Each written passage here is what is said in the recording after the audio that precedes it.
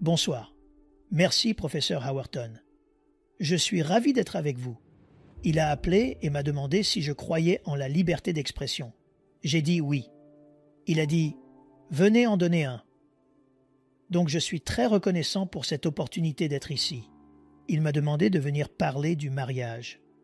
Une communication sur un sujet difficile aujourd'hui. Le travail de l'encodeur, l'expéditeur du message, est d'atteindre le décodeur, le récepteur du message, sans que le message ne soit perdu dans la traduction. Donc je suis censé vous parler un peu du mariage ce soir, et je ne veux pas que ce que je dis soit perdu ou mal compris, parce que je ne veux pas être comme le gars qui était à Chicago. Et il a fait, genre, vraiment froid. Il ne pouvait plus rester là. Alors il est allé en Floride, chaud et ensoleillé. Sa femme était absente pour un voyage d'affaires. Il voulait lui envoyer un email et lui dire « Ne reviens pas à Chicago. Il fait trop froid. » Il voulait qu'elle le rejoigne en Floride. Donc il lui envoyait un email à propos de ce changement de lieu par rapport à son voyage d'affaires, mais malheureusement, il a oublié son adresse email. Et au lieu que l'email aille à sa femme, il est allé à une petite vieille dame dans l'Iowa. C'était l'épouse d'un pasteur, et son mari venait de mourir la veille. Donc elle est en deuil, et quand elle lit ce email par erreur, elle s'évanouit et tombe sur le sol. Les proches qui étaient là pour la réconforter dans sa perte sont entrés, l'ont vue par terre, se demandant ce qui s'était passé. Puis ils ont lu l'email erroné.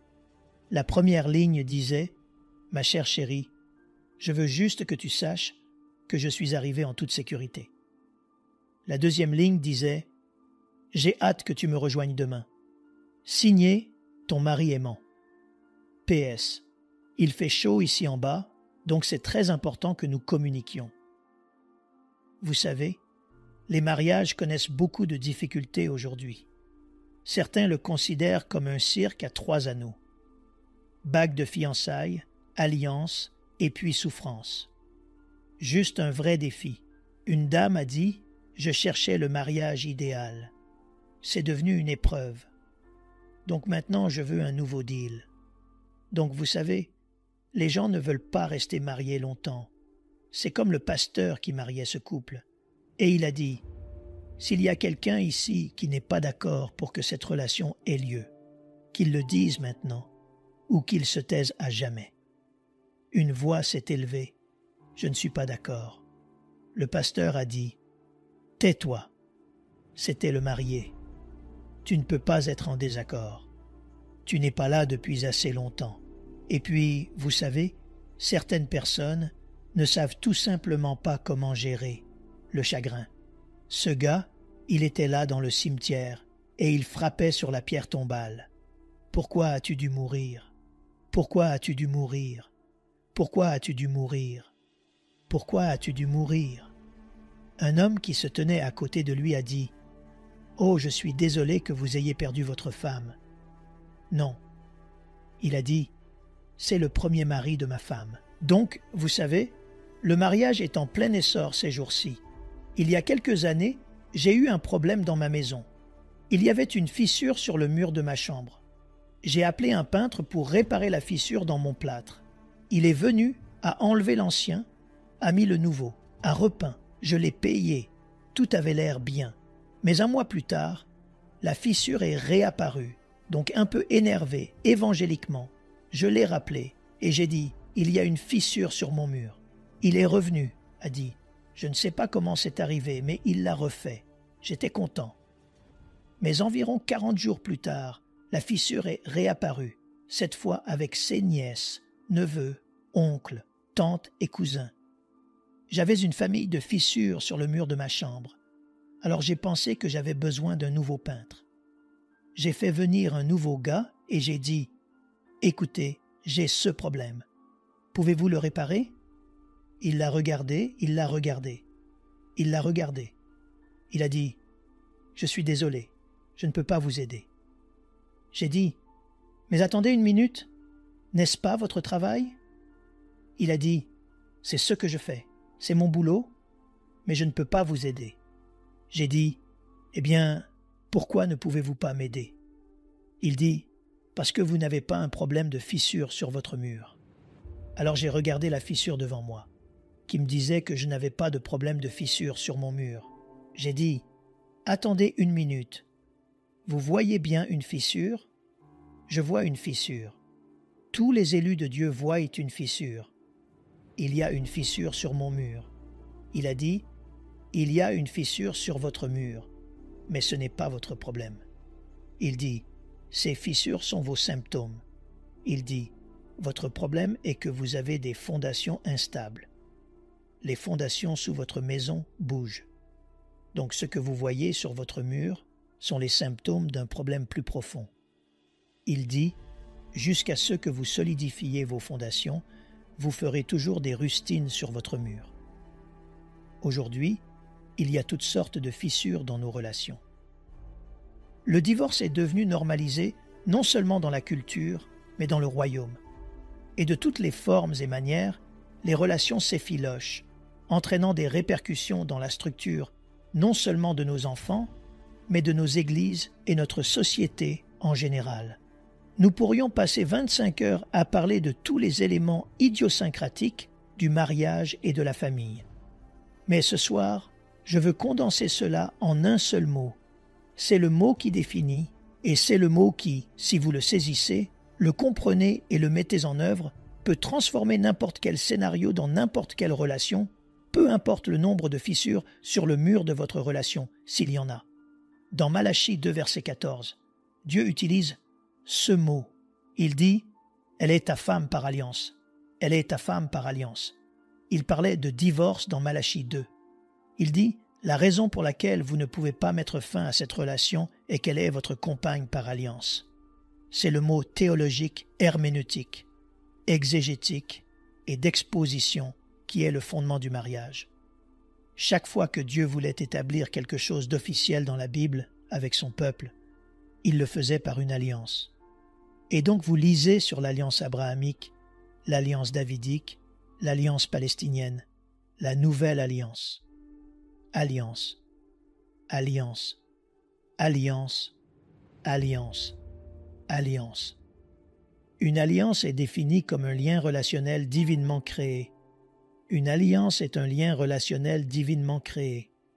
C'est là que Dieu établissait quelque chose d'officiel entre lui et l'humanité par lequel il opérerait. La raison pour laquelle vous devez comprendre le mot alliance est que les alliances ont des garanties. Lorsque vous achetez un appareil, vous obtenez une garantie, ce qui signifie que le fabricant se tiendra derrière le produit si quelque chose ne va pas parce qu'il est sous garantie. Mais la garantie peut être annulée quand on utilise le produit autrement que ce pourquoi il a été créé. Les alliances ont une garantie divine, parce que les alliances sont des liens divinement créés. Tant que l'alliance fonctionne selon l'objectif pour lequel elle a été créée, Dieu se tient derrière la garantie. Dès qu'on l'utilise de la mauvaise manière, la garantie peut être annulée et donc les relations se dissolvent. Et on a toutes sortes de chaos dans nos foyers, dans nos familles et dans nos relations. Les alliances sont très puissantes. L'une des grandes histoires de la Bible est celle de 1 Samuel 17, David et Goliath. Si je vous demandais, comment David a-t-il tué Goliath? Certains diraient la foi en Dieu. Certains diraient un lance-pierre. La plupart ne diraient pas ceci.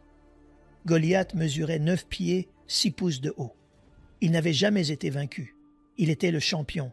Il avait plus de 150 kilos d'armure. Et il a fait fuir tous les hommes en Israël, dit-on, parce qu'il les terrorisait. Pendant 40 jours et 40 nuits, il sortait menaçant et défiant tout homme de l'approcher. Voici un adolescent nommé David. Et au verset 26 et 36, il dit la même chose 2 fois. Il dit « Qui est ce Philistin incirconcis qui oserait narguer les armées du Dieu vivant, alors que tous les autres hommes, le craignant, ils levaient tous la tête vers le haut pour le regarder. David lui a regardé vers le bas et a dit « Il n'est pas allé chez les médecins. Il est incirconcis. Ce garçon n'a pas été coupé. En d'autres termes, il n'a pas été couvert par l'alliance. Une alliance est une couverture. C'est comme tenir un parapluie au-dessus de votre tête quand il pleut. Le parapluie n'empêche pas la pluie de tomber. Il vous empêche juste d'être mouillé parce qu'il fournit une couverture. Donc les alliances fournissent une couverture et elles sont conçues pour que Dieu intervienne dans la situation par le biais de sa relation officielle avec elle, parce que les alliances sont des mécanismes administratifs du royaume par lesquels Dieu opère dans l'histoire. Si vous êtes ici aujourd'hui et que vous avez accepté Jésus-Christ, vous faites partie de la nouvelle alliance. Vous faites partie de cette couverture divine par sa vie sacrificielle et son sang. Il dit « Elle est ta femme par alliance ». Donc, ce que vous devez comprendre est un mot, et c'est que le mariage est une alliance. C'est plus qu'un contrat, parce que vous pouvez avoir un contrat sans relation personnelle. Vous ne pouvez pas avoir une alliance sans. Il dit « Elle est ta femme par alliance ». Cela signifie que vous devez comprendre comment fonctionne une alliance. Nous l'avons défini. Mais comment cela fonctionne-t-il? Et comment cela fonctionne-t-il pour moi, pour vous ou pour nous?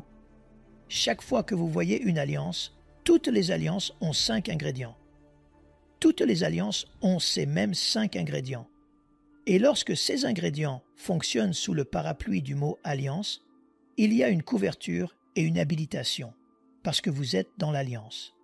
Premièrement, toutes les alliances bibliques, sont transcendantes. C'est un grand mot théologique. Cela signifie simplement qu'elles sont créées et ordonnées par Dieu. Elles viennent d'un autre royaume. Transcendant signifie en dehors de ce royaume. Il descend d'un autre royaume. Ou pour le dire en langage courant, le mariage est l'idée de Dieu. Le mariage n'est pas une institution établie par l'homme. C'est pour les humains, mais pas établi par les humains, parce que c'est transcendant, ce qui signifie que Dieu a eu l'idée. C'est pourquoi Dieu dit dans Matthieu 19 que l'homme ne sépare pas ce que Dieu a uni. N'allez pas à l'église pour vous marier et ensuite au tribunal pour divorcer. En d'autres termes, si Dieu ne vous donne pas une raison légitime de divorcer, mais c'est lui qui a approuvé votre mariage. Vous ne pouvez pas aller voir un homme pour désavouer ce que Dieu lui-même a établi parce que c'est transcendant. Donc pour comprendre la transcendance, nous devons retourner à l'origine du mariage. L'origine du mariage est établie dans Genèse 1, Genèse 2, et on nous en donne 3 raisons. Tout d'abord, on nous dit qu'il a été établi par la réflexion, c'est-à-dire que nous allons créer l'homme et la femme à notre image. Une image est un miroir, donc nous voulons qu'il nous reflète. Qui est le nous? Faisons l'homme que tu veux refléter. Eh bien, la divinité, puisqu'il utilise le pluriel. Eh bien, qu'est-ce que la divinité?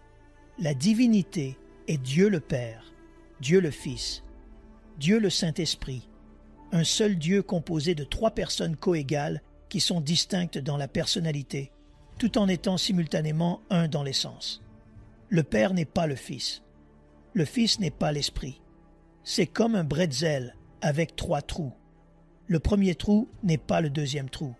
Le deuxième trou n'est pas le troisième trou. Mais ils sont tous liés ensemble par la même pâte. D'accord, ils possèdent tous la nature divine. Mais comment Dieu s'est-il manifesté sur terre? Oh! Eh bien, nous commençons par le Père, puis nous atteignons les évangiles. Dieu envoie le Fils, puis le Fils part. Nous quittons l'ère de l'Église, donc maintenant le Fils envoie l'Esprit. Donc même si tous les 3 sont égaux, ils se manifestent dans l'histoire à différentes périodes. Donc quand Dieu a créé le mariage, il n'a pas créé l'homme et la femme en même temps. Il les a encadrés. Il crée l'homme à partir de l'homme. Il crée la femme. De la femme vient l'enfant. Pourquoi? Parce qu'il veut trinitiser la famille, et donc il le fait pour se refléter comme réflexion. Ensuite, il y a la réplication. Soyez féconds et multipliez-vous. Mais que multiplions-nous exactement? Nous ne multiplions pas simplement des sosies pour que nous puissions avoir quelqu'un issu de nous qui nous ressemble. Nous multiplions son image. Donc l'idée de la multiplication est qu'il y aurait la manifestation générationnelle de Dieu au fur et à mesure que les familles se répandent. De sorte que si vous avez 4 enfants et que l'un va sur la côte ouest, la côte est l'un va au nord, au sud, à l'est et à l'ouest. La réplication de Dieu les a accompagnés à travers le processus parental. Il y a donc réflexion, réplication, puis gouvernance. « Gouverner », dit-il, et qu'ils gouvernent. Le mot est domination, qu'ils agissent en mon nom dans l'histoire. Maintenant, sans entrer dans trop de didactique et de technique, tout le concept est que Dieu a créé l'homme dans le physique pour que le spirituel devienne visible dans le temps et l'espace. Donc, ce qu'il a fait, c'est qu'il a créé l'humanité afin qu'il puisse se refléter, comme il le fait dans le royaume spirituel, en bas dans le royaume physique. Donc la première chose que vous devez savoir est que les alliances sont transcendantes. Cela signifie qu'elles sont créées par Dieu, et donc seulement définies par Dieu. C'est pourquoi vous ne pouvez pas avoir le mariage homosexuel, parce que ce n'est pas défini par Dieu. D'accord, donc le deuxième aspect du mariage, de l'alliance, toutes les alliances sont hiérarchiques, et la hiérarchie est une chaîne de commandements. C'est une façon dont nous fonctionnons. Dieu a créé Adam.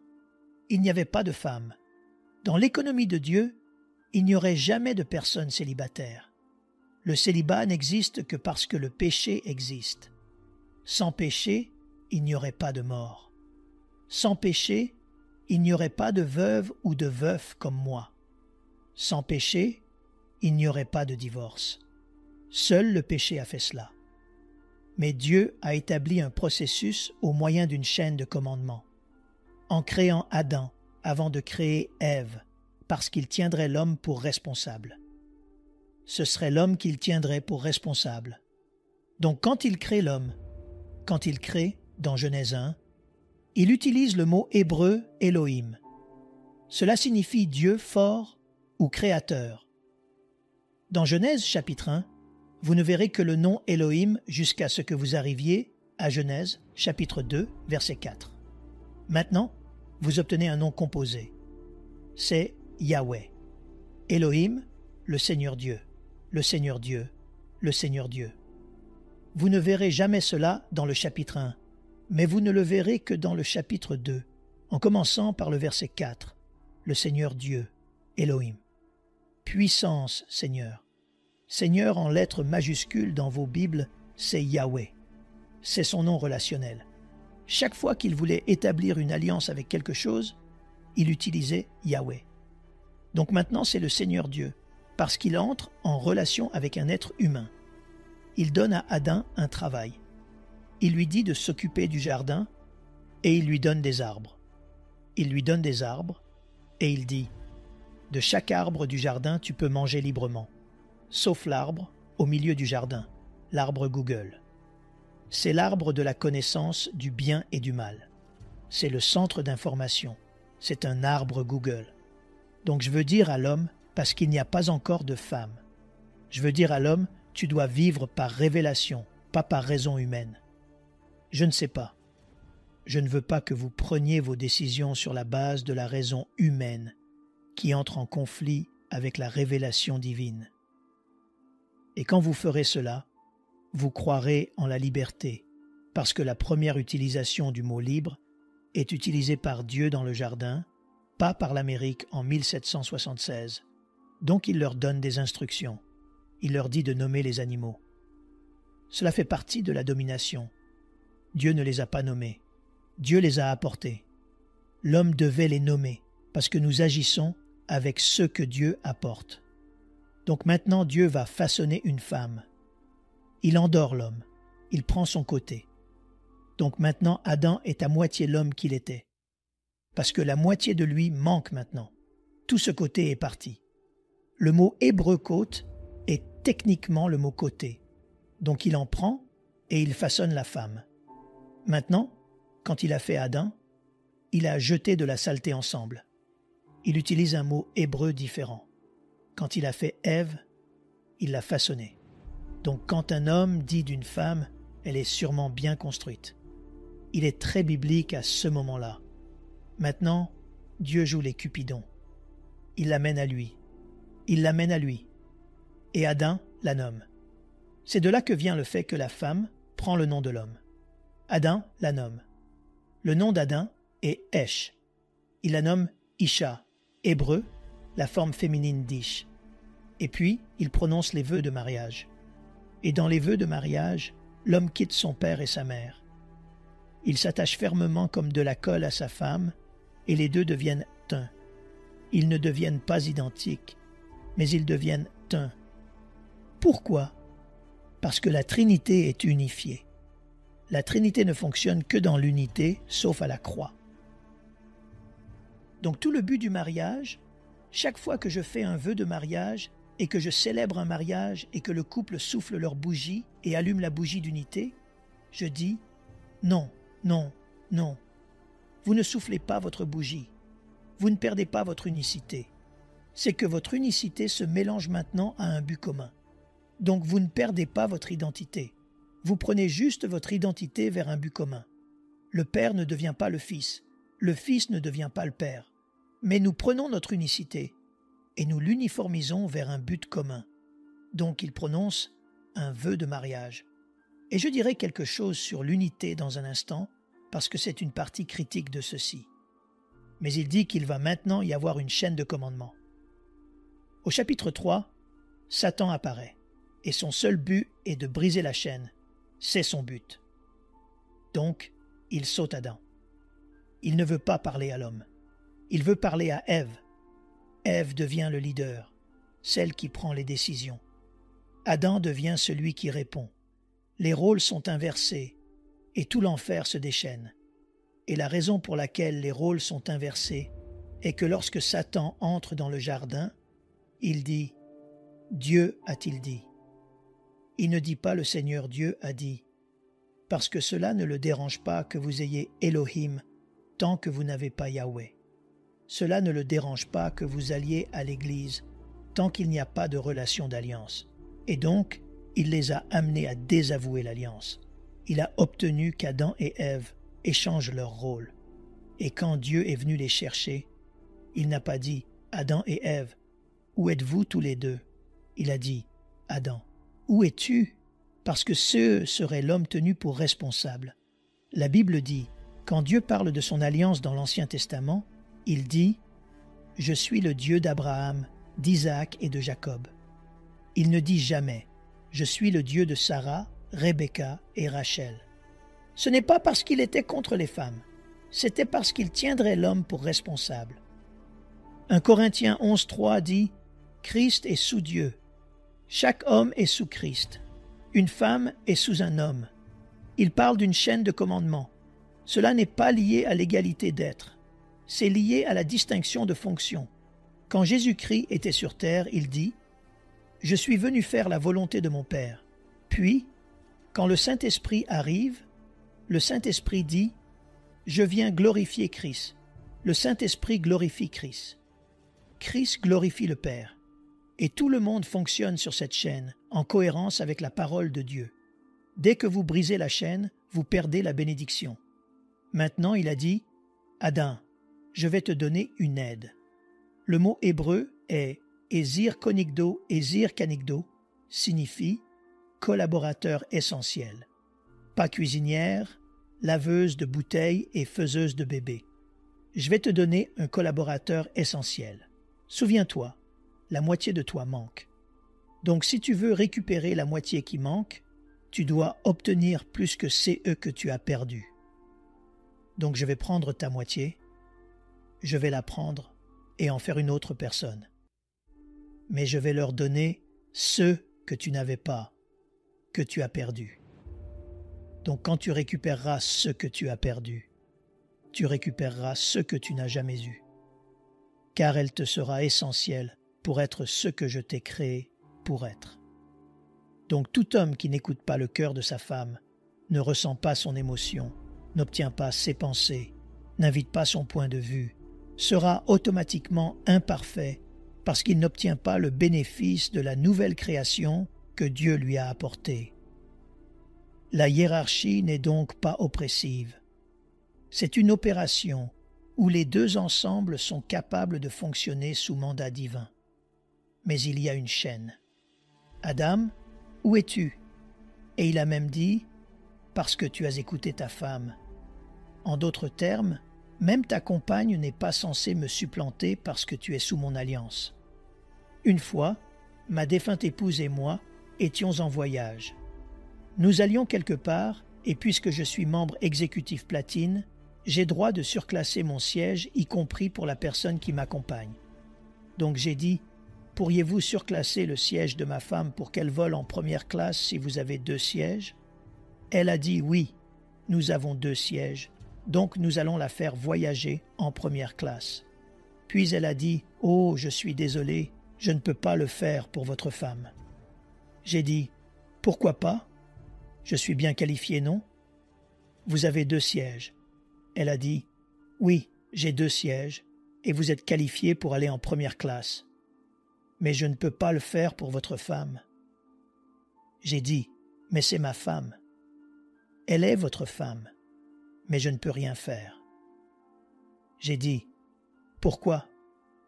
Elle a dit, parce que vous avez 2 numéros de localisateur différents.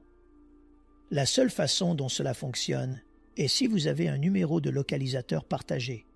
Et parce que son numéro de localisateur est différent, même si elle est sur le vol, elle ne peut pas profiter de votre droit compagnon. Voyez-vous, vous pouvez être marié, mais avoir des numéros de localisateur différents. Vous n'opérez pas en synchronisation avec l'ordre de Dieu. Et si vous n'opérez pas en synchronisation avec l'ordre de Dieu, le bénéfice que Dieu veut apporter à la relation, il ne peut pas l'apporter parce que vous n'opérez pas de manière conventionnelle, vous n'opérez pas sous l'arrangement. Maintenant, pour vous, mesdames, ne vous énervez pas parce que votre mari n'a pas le dernier mot. La Bible dit aux épouses, « Soumettez-vous à vos maris comme au Seigneur. » Donc dès qu'il s'écarte du Seigneur, il a perdu son autorité légitime sur vous. C'est pourquoi les hommes s'énervent. Ma femme ne se soumet pas à moi. C'est parce qu'elle nous voit ne nous soumettre à personne. Voyez-vous, elles sont censées nous voir nous soumettre au Seigneur afin qu'elles sachent à quoi ressemble la soumission. Elles devraient vous voir diriger la prière. Elles devraient vous voir essayer de discerner la volonté de Dieu. Elles devraient vous voir opérer de manière bibliocentrique dans votre relation parce qu'elles ont été créées pour répondre, mais elles ont besoin du bon stimulus pour répondre de la bonne manière. Donc la première chose est, toutes les alliances sont transcendantes. Deuxièmement, toutes les alliances sont hiérarchiques. Il y a une chaîne d'alliances et un ordre structurel. La Bible dit même que les parents sont au-dessus des enfants, bien sûr.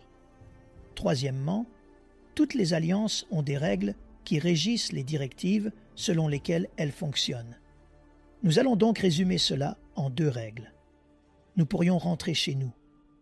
Nous pourrions traiter de cela de toutes sortes de manières, mais nous allons le résumer en 2 règles.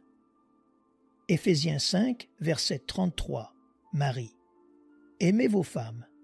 Épouses, veillez à ce que vous révériez, respectiez votre mari. Amour et respect. Tout se résume à ces 2 mots. Maintenant, ce sont des mots faciles à utiliser, des mots plus difficiles à faire. Tout d'abord, il n'y a aucun commandement dans la Bible pour une femme d'aimer son mari. Aucun. Tite, chapitre 2, dit que les femmes plus âgées enseignent aux plus jeunes comment aimer leur mari. Mais c'est un indicatif, ce n'est pas un impératif. Il y a un commandement pour l'homme d'aimer sa femme. Donc cela signifie que nous devons définir l'amour. Parce que je sais que nous avons l'amour pour tout. J'aime le gâteau au chocolat. J'aime la crème glacée. J'aime ceci et cela. Vous savez, l'amour biblique est la décision. C'est la décision de chercher de manière juste, compatissante et sacrificielle le bien-être d'autrui. L'amour biblique est la décision, qu'elle soit accompagnée ou non des émotions. L'amour biblique est la décision, car Dieu a tant aimé le monde qu'il a donné. C'était la décision de chercher de manière juste, compatissante, sacrificielle le bien-être d'autrui. Comment Jésus nous a-t-il aimés?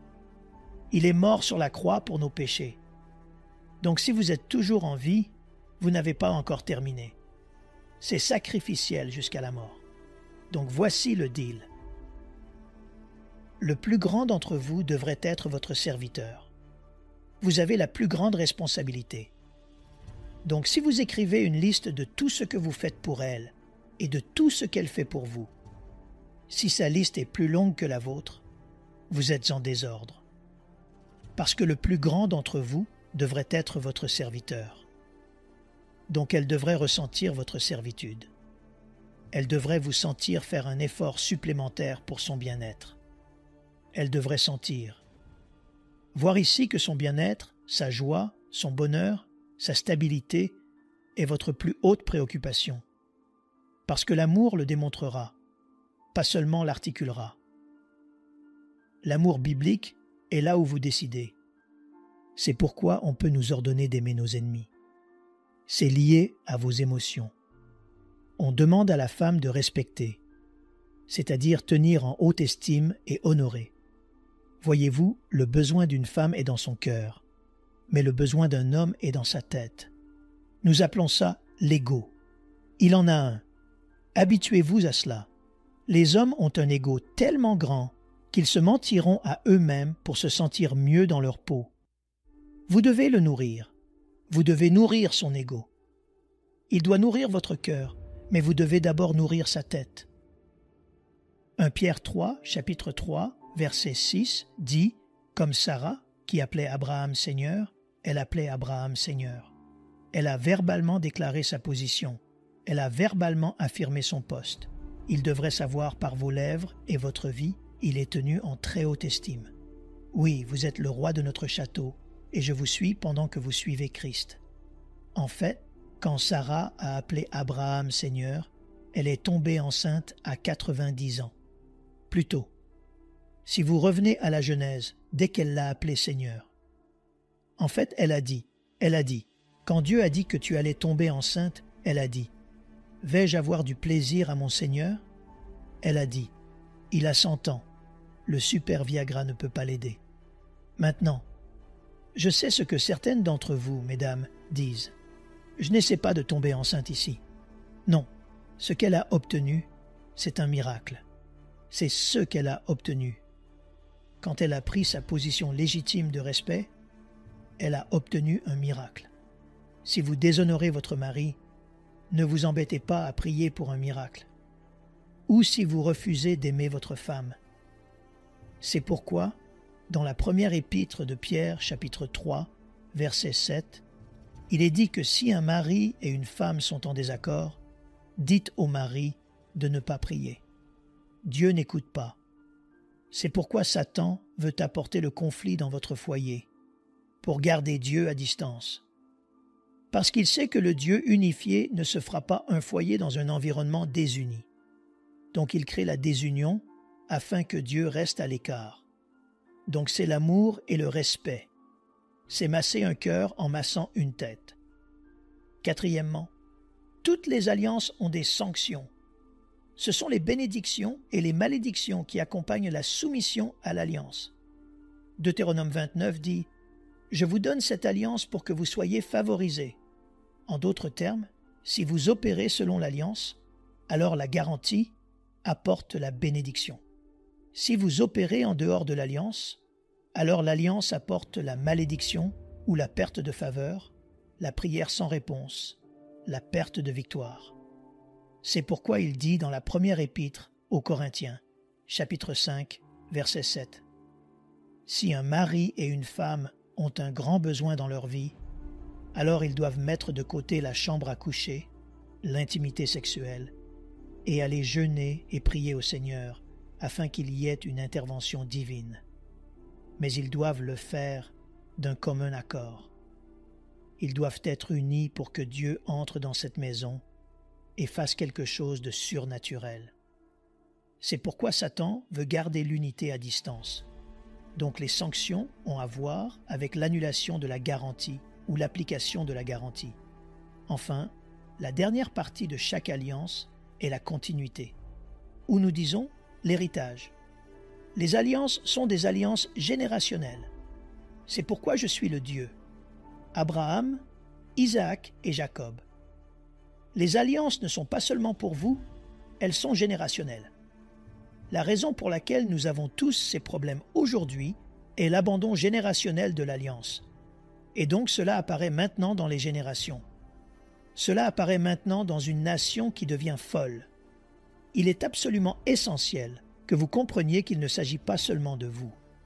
Il s'agit de vos enfants, de vos petits-enfants et de vos arrière-petits-enfants. Et vous devez vous battre pour votre mariage. Néhémie 4, verset 14. La raison pour laquelle vous devez vous battre pour votre famille, dit-il, est que cela a des répercussions générationnelles. Et si nous ne nous battons pas pour nos mariages, les générations vont avoir des problèmes. Comme beaucoup d'entre nous l'ont déjà vu, j'ai été élevé dans une. Je suis né dans une maison non chrétienne. Ma mère et mon père étaient sur le point de divorcer quand mon père a été sauvé. Mon père a accepté le Christ quand j'avais environ 11 ans et sa vie a été radicalement transformée. Il est rentré à la maison. Ma mère ne l'aimait pas en tant que pécheur, mais elle ne pouvait pas le supporter en tant que chrétien. Il lisait sa Bible tard le soir, juste quand elle dormait, pour qu'elle ne lui en fasse pas voir de toutes les couleurs à cause de sa foi. Près d'un an plus tard, elle l'a descendu les marches à minuit, pendant qu'il lisait sa Bible. Et elle a dit « Je ne comprends pas ça. Plus je te déteste, plus tu m'aimes en retour, plus je te rejette, plus tu m'acceptes. Je ne sais pas ce que c'est, mais ça fait longtemps maintenant, donc ça doit être réel. Comment puis-je l'avoir aussi? » Mon père s'est alors agenouillé et a conduit ma mère au Christ. Mon père a ensuite pris les 4 d'entre nous. Je suis l'aîné. Il nous a pris tous les 4 autour de lui et nous a conduits, tous les 4 enfants, au Christ. Je suis ensuite devenu le premier à être diplômé du lycée dans la Baltimore urbaine. J'ai fini par être le premier à aller à l'université. De l'université, j'ai fini par venir à Dallas, aller au séminaire de Dallas et devenir le premier Afro-Américain à obtenir un doctorat. Attendez une minute. Nous commençons une église avec 10 personnes dans ma maison. Ma femme et moi, ensuite, nous avons 10 000 membres à partir de là. Les gens veulent des cassettes, des livres et des trucs. Et le ministère national est né, les alternatives urbaines. Et donc maintenant, on m'entend dans le monde entier. Vous savez pourquoi? Parce que mon papa n'a pas abandonné quand son mariage était en difficulté. Mais pas seulement ça. J'ai entendu mon fils ici l'année dernière. Jonathan Evans, beaucoup d'entre vous ont vu le film War Room avec ma fille Priscilla Shirer. Ma fille Crystal a un grand podcast. Mon plus jeune fils Jonathan est l'aumônier des cowboys. C'est pourquoi ils ont perdu. D'ailleurs, c'est l'aumônier des cowboys. Mais ce que je veux dire, c'est que tout ça parce que mon père n'a pas abandonné quand les choses se sont compliquées. C'est pourquoi je suis à Lake Point ce soir. Le mot-clé est alliance. Ma défunte épouse et moi, nous avons été mariés pendant près de 50 ans avant qu'elle ne soit transférée dans la gloire. Je sais que beaucoup d'entre vous ici ont prié pour nous pendant la période la plus difficile de notre vie. Nous avons perdu 8 membres de notre famille en 2 ans. Mon père et ma femme sont morts à 1 mois d'intervalle. J'allais donc à Baltimore pour m'occuper de lui. Je revenais ici pour m'occuper de ma femme. Et donc nous sommes fatigués d'aller et venir, mais ma femme était une cuisinière géniale. Une cuisinière géniale. Le dimanche, elle préparait ces énormes repas. Rôtis de pommes de terre, haricots verts, pain de maïs, thé glacé, gâteau 7-up, d'énormes repas. Mais après avoir mangé, elle est devenue la reine des Tupperware parce qu'elle n'allait pas refaire ça. Le lundi, elle sortait les Tupperware et mettait les restes du dimanche dans les Tupperware, les mettait au réfrigérateur, les sortait le lundi. Je me souviens l'avoir vue un lundi, prendre le Tupperware, sortir la nourriture du Tupperware et la mettre dans un plat à gratin. Puis elle a râpé du fromage et a saupoudré le fromage râpé sur les restes dans le plat à gratin. Puis elle a pris de la crème de champignons et a versé la crème de champignons sur le fromage râpé qui était dans le plat à gratin. Elle l'a mise au four. Elle l'a sorti. C'était la meilleure chose que j'ai jamais mangée de ma vie. Vous savez ce que c'était? Des restes entre les mains d'un maître. Donc peu importe votre situation, vous donnez à Dieu ce qui reste. Il sait comment le couper en dés, le hacher mettre un peu de Saint-Esprit dessus et vous servir quand même un mariage qui en vaut la peine. Donc, Père, bénis ces mariages alors qu'ils entrent dans l'alliance, reconnaissant qu'elle t'appartient, opérant dans la hiérarchie, l'arrangement hiérarchique approprié, respectant les règles, obtenant la bénédiction et voyant ensuite cela devenir un héritage pour la génération suivante. Merci pour tout ce que tu vas faire pour ta gloire et ton royaume au nom de Jésus. Tout le peuple de Dieu dit Amen. Nous aimerions vous donner l'opportunité de faire de Jésus le Seigneur de votre vie. Voulez-vous bien prier avec moi? Dites Seigneur Jésus, je me repens de mes péchés. Viens dans mon cœur. Je fais de toi mon Seigneur et Sauveur.